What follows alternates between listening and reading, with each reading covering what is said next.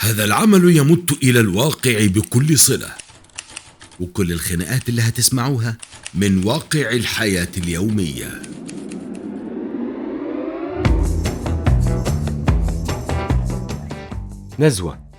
نزوة مش عايدها صدقيني.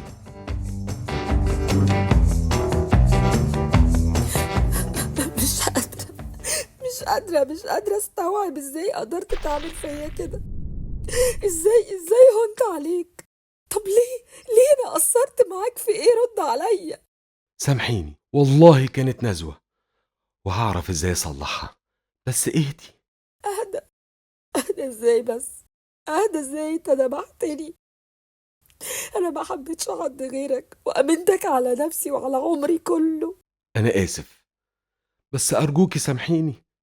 انا مستاهلش اللي انتي عاملاه في نفسك ده علشاني. عمري ما هقدر، عمري ما هعرف اكمل معاك اساسا. ارجوك طلقني.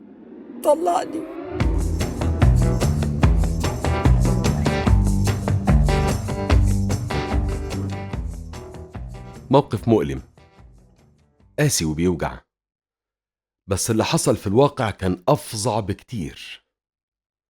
تخيل انها رجعت وسامحته بعد ما هدت وفكرت، ونجح انه يسترضيها ويطمنها ولو جزئيا. رجعت تحس انه متمسك بيها، قبلت وحاولت تاني انها تستعيد ثقتها فيه. اكتشفت بعد وقت انها ما كانتش مجرد نزوة، وانه عنده نزوات كتير. استغل تعلقها بيه وحرصها على انها ما تبعترش البيت، وكمل غدر. ولقت المسكينة نفسها في دوامة من الخوف واليأس والقلق، فصرخت.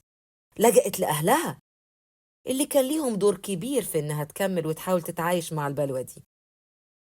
أصل مفيش حياة تخلو من الهموم، أو هكذا قالوا. أو كان ليهم رأي تاني، ونفخوا في النار وفهموها إنها لازم تسيبه ومستحيل العشرة تستمر. اتبعتر البيت ولقت نفسها واقفة متهمة وهي بتحمل لقب مطلقة من غير ذنب ارتكبته، وشالت شيلتها لوحدها. وزي ما صورته كزوج انهارت، صورته كأب كمان. وحتى لو قدرت تستمر وتصمد، يا ترى هيعرف يستردها؟ هيعرف يرجع الطمأنينة والسكينة للبيت من جديد؟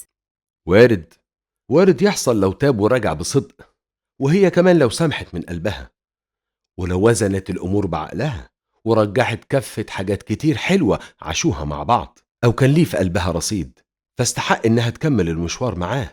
مش كده ولا إيه؟ الحلقة دي مش هتكمل غير بتعليقاتكم، احنا في انتظاركم. نيروز، قولي لهم لو في موضوع معين يهمهم يبعتوا لنا. ويا ريت تقولوا لنا تحبوا نتكلم معاكم المرة الجاية في ايه.